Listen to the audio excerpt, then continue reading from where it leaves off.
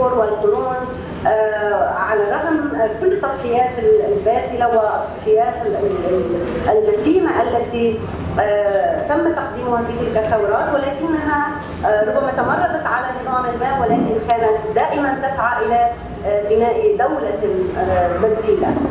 لكن مع الأسف نرى رأينا كيف أن جهاز الدولة بحد ذاته هو جهاز سلطوي أبوي وبطبيعته كذلك، وهكذا تأسس من بداية التاريخ تأسيس الدولة إلى يومنا هذا.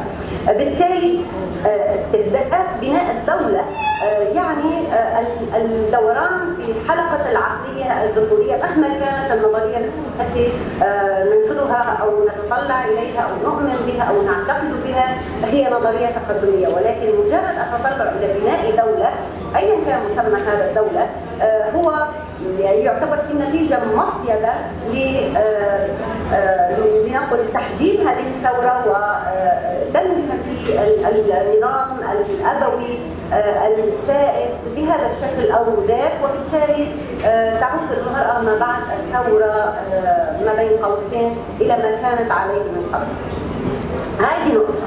النقطة الثانية، هناك تحدي آخر قائم بشكل موضوعي، طبعا هو قائم نتيجة سياسات متعمدة ومن سياسات التعتيم والتشويه والتزوير على الثورة النسائية القائمة في روجافا وفي شمال شرق سوريا. هذا التعتيم كيف يمكن تحطيمه؟ هذا التشويه، هذا التزوير فيمكن وضعه جانبا والتغلب عليه وإيصال حقيقة هذه الثورة إلى كل نساء المنطقة.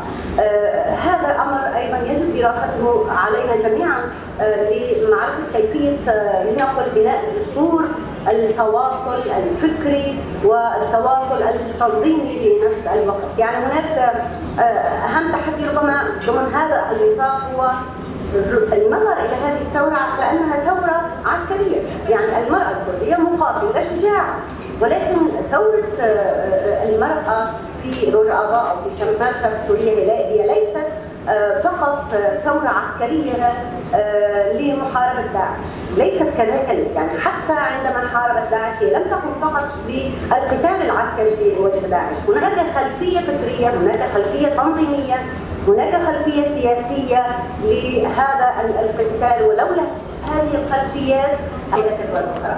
هذا الحال لا ينطبق فقط على بلد معين، إنما هي بالفعل تسير في كل يعني هذا الواقع موجود ويثبت في كل الحول كانت مستوفية يعني كل اللي نحن يعني عن ثورة 19 تموز وعن الواقع المرأة المرير يعني.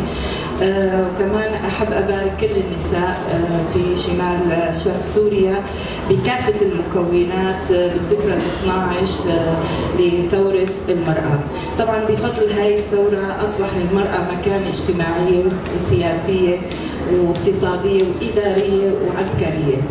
طبعا اليوم بهالمنتدى شفنا شيء ناتج من مكتسب المرأة، وهو الترابط والتماسك بين كل النساء. طبعا كانت اول شيء في بدايه كانت هي الوحدات الكرديه، وطبعا تمثلت فيها باقي النساء وشكلوا لهم كمان منظومه عسكريه نسائيه كمان ليدافعوا عن المنطقه، يكونوا ايد بايد، وطبعا اختلطت هاي الدماء مع بعض شكلت نهر واحد وتعمد فيها كل الشهداء والشهيدات.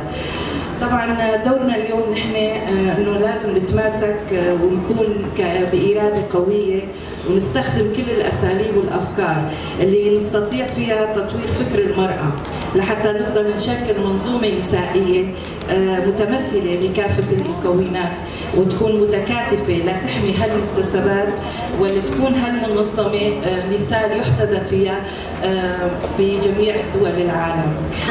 لما عم ننوه على هاي النقاط الأساسية النضال المشترك كيف سنحمي ثورة المرأة اللي بنحتاج لها بالبداية.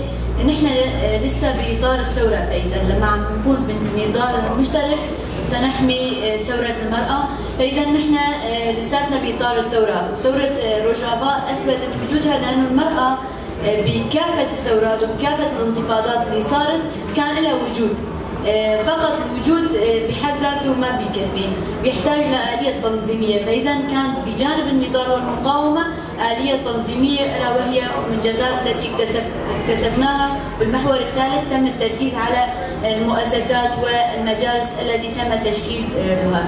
لذلك الذي يتوجب أن نفهم السياسة التي نتبعها وآلية تمكين المرأة من الناحية السياسية ومن الناحية الاجتماعية، إدراك المرأة لذاتها وعدم وصولها إلى فهم واقع الذهنية الذكورية المتجذرة والجنسوية المجتمعية. فنحن اليوم نواجه صراع ما بين الحرية وما بين العبودية. نركز على نقطة أساسية: كلما توسعت السلطة تقلصت الديمقراطية، والعكس صحيح. لذلك نحتاج إلى آليات مقاومة للديمقراطية لفهم واقع الديمقراطية بدءا من الذات، وآلية التغيير الذهنية الذكورية بدءا من المرأة وصولا إلى تغيير الجنس الآخر ضمن المجتمع.